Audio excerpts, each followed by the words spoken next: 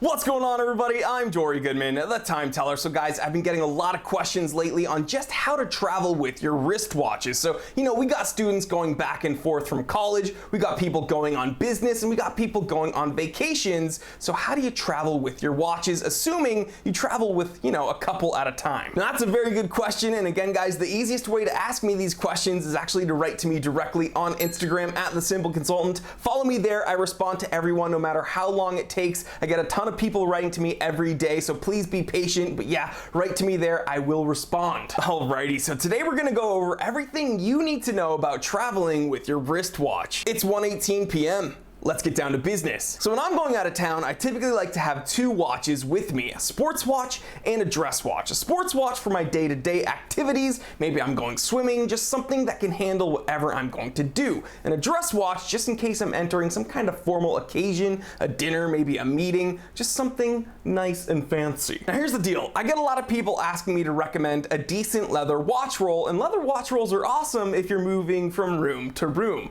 Now here's what I mean, I use my watch roll to transport my watches from the watch case to a desk in case, I have to lay them out and work on them, maybe change some straps out. But I don't like actually traveling with my watches in a watch roll because leather watch rolls are often quite soft and they don't offer enough protection for my liking. Backpacks get thrown around, dropped, no one really cares about your luggage. So yeah, I don't trust my watches to a leather watch roll. And another thing to think about is that leather watch rolls are often quite expensive. People want to mark them up. Oh, this is Italian leather that's been sewn by hand and blah blah blah blah blah. It's over $200 for this piece of leather. No, okay, I have some really cool affordable options that will actually protect your watches in case you drop your bag someplace. All right, so now I'm going to share with you the two hard cases that I use when I'm traveling with my watches. So the first thing we can look at is something like this, okay? I know a few different companies make these kind of pod cases. This one's made by Watch Pods. I know Oakley makes a case like this, except the Oakley one is like super duper expensive. You can find these online for I think around $20. I'll leave a link in the description below. But yeah, it's a hard case. It zips open and closed. It holds 3 watches at a time. And yeah, this will definitely protect your watch when you put it in your bag and you don't have to worry about it getting knocked around. Another thing I've used, you've actually seen on this channel before. This is made by Wolf. It is leather.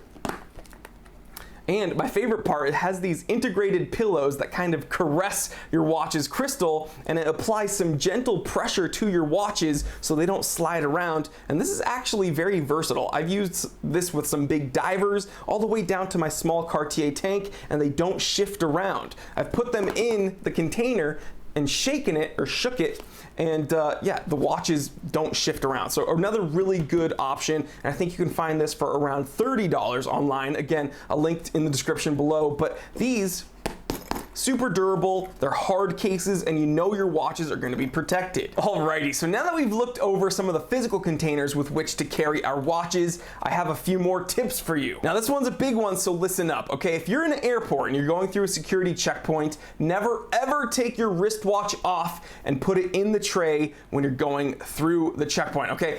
It sounds kind of obvious, but hear me out. You shouldn't be wearing your watch when you're going through the checkpoint, okay? I've heard numerous stories on Instagram of people complaining that their watch has been stolen because they took it off their wrist, they put it in that little tray, some idiot was waiting on the other side of the checkpoint, they scooped it up and booked it, and now the watch will never be seen again. Huge bummer. Don't let it happen to you. When you're going through the security checkpoint, don't wear your watch, keep it in your carry-on. Which is actually a perfect segue to my next point. Never ever leave your watch container in a checked bag, okay? Airlines lose luggage daily. They will not want to admit it to you, but it happens all the time. Always, always, always keep your watches in your carry-on with you at all times. That way you mitigate any chance of the airline losing your stuff. And here's the unfortunate truth, guys, okay? The airline's customer service or their insurance or whatever insurance you're using to get compensated for your lost watches, they are not in the process of just doling out money to you, okay? They will make it a long, arduous process, and they will do the bare minimum. It will be a huge, huge headache. So just keep your watches on you in your carry-on and don't lose it. And finally, this is kind of an obvious one as well. Don't travel with anything that you would consider to be irreplaceable. Now, do you think I want to travel with some of my fragile, vintage, highly valuable pieces in my collection? No. Why would I do that when I have a multitude of modern, solid watches watches that can handle the business. Just travel with something sturdy, something you do not deem to be totally irreplaceable, something that won't totally break your heart should something happen to it. And that's it, guys, my little crash course on how to travel with your watches. I hope this helped you out. Hope this answered your question. Let me know how I did. Leave me a comment below. I want to hear from you. And as always, I want to thank you so much for checking out the Time Teller shop. I will have these watch cases there, so you can click the link in the description below, shop around. It really does help the channel out a ton when you do that, so thank you. And if you're new here, if this is your first time joining us here at the Time Teller channel, I want to say thank you so much for stopping by. Go ahead, click that subscribe button. It takes 1 second and it helps me out a ton. And while you're at it, you can go ahead and click that little bell icon so you do not miss an episode of the Time Teller. There's just so much more awesome content on the way and you don't want to miss it. I'm telling you guys, please like, comment, and subscribe. Share this with other watch enthusiasts, other people that you think would enjoy this. I'm Jory Goodman, the Time Teller, and always remember, I didn't invent time. I just tell it. Now guys, hold on. I know I'm gonna get a ton of questions about the wrist check. What am I wearing right now? Well, you're gonna have to wait for the full review, but I am testing the new Pontus Hydra. This is a brass dive watch with a 200-meter water resistance rating, and the price is just ridiculous in a good way. It is incredibly affordable. So here's a quick shot of it.